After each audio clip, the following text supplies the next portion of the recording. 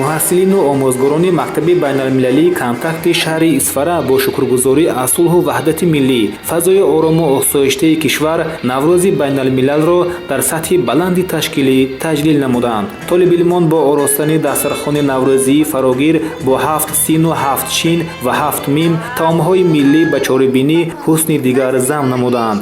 онҳо бо пухтани оши палав, замзамии суруду таронаҳои наврӯзӣ таби ҳозиринро болида намуданд. байни духтарон ва писарон санъати бадеҳагӯӣ бо маҳорати хуб ироа гардид. толибилмон маҳсули ҳунарҳои мардуми хешро аз ҷумлаи кашидадӯзиву ҷомадӯзӣ, гулдӯзиву зардӯзӣ ба маъризи тамошо гузошта онро муаррифӣ намуданд.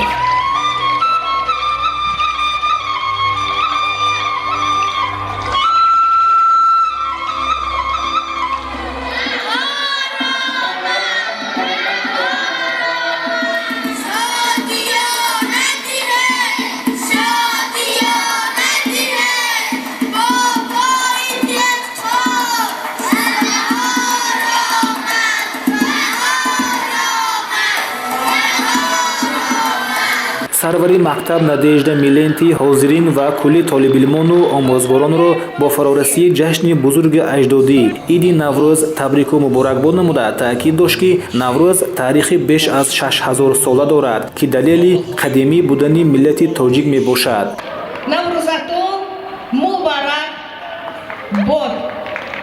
наврӯз ҷашни баробарии инсоният, оини дӯстиву самимият, таҳаммулгароӣ ва аз дилҳо берун андохтани кинаву адоват буда, ҷашни зебоиву накӯӣ, шукуфоиву арҷгузорӣ ба суннатҳои миллӣ мебошад. дар замони соҳибистиқлолии Тоҷикистон Наврӯз ҳамчун рукни муҳими худшиносии миллӣ, василаи пайванди наслҳо, робитаи гузаштаю имрӯза дониста шудааст. чӣ хеле ки асосгузори сулҳу ваҳдати миллӣ, пешвои миллат, президенти мамлакат муҳтарам Эмомалӣ Раҳмон дар паёми навбати худ қайд карданд, миллати тоҷик соҳиби оину суннатҳои бостонӣ ва фарҳанги қадима буда дар тамаддуни ҷаҳонӣ саҳми сазовор гузоштааст.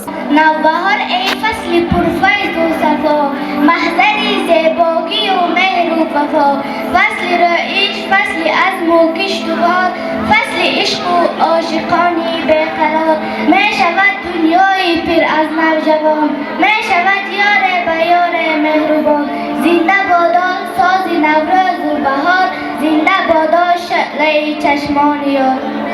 Навруз приходит на востоке, его так долго ждали мы. Отметим этот праздник вместе, пускай все сбудутся мечты. И хотим мы пожелать никогда не унывать, мира в доме и добра, счастья, радости всегда.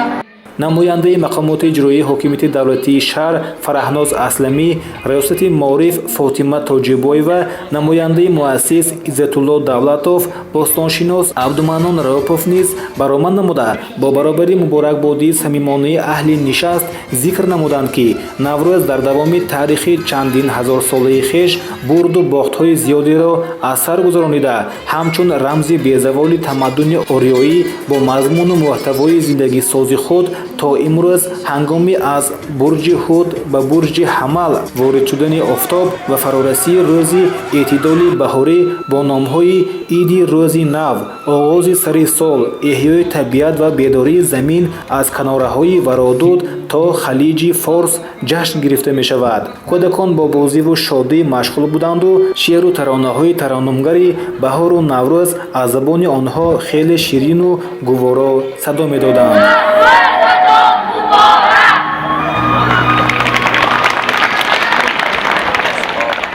дар зери сиёсати хиратмандонаи асосгузори сулҳу ваҳдати миллӣ, пешвои миллат, президенти ҷумҳурии Тоҷикистон муҳтарам Эмомалӣ Раҳмон, мардуми шарифи Тоҷикистон Иди Наврӯзи байналмилалиро ҷашн мегиранд.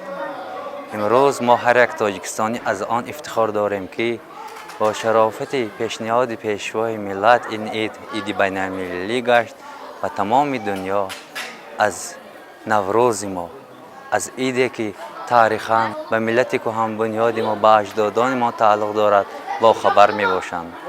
ба ҳар яки шумоён, дӯстон, мардуми шарифи Тоҷикистон, хонандагон, омӯзгорони азиз, комёбиҳо, тандурустӣ, пешрафтҳоро تمنا دارم. نوروزتان مبارک. وقتی پیروزی آمد هم دیاران مبارک.